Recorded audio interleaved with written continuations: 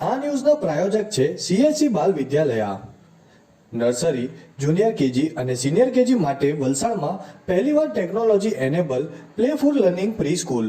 વલસાડ જિલ્લામાં અલગ અલગ વિસ્તારોમાં ઇન્ડસ્ટ્રીઓ આવેલી છે, જેમાં કામ કરતા કર્મચારીઓ ચાલીઓમાં અથવા તો કંપનીની અંદર જ ખોલીઓમાં રહે છે, જેઓ પાસે કાયદેસરના ડોક્યુમેન્ટ ન હોવાના કારણે તેઓને કાયદેસર ગેસ કનેક્શન મળતા નથી, જેનો લાભ દુકાનદારો ઉઠાવી રહ્યા છે અને ગેરકાયદે નાના સિલિન્ડરો વેચી રહ્યા છે.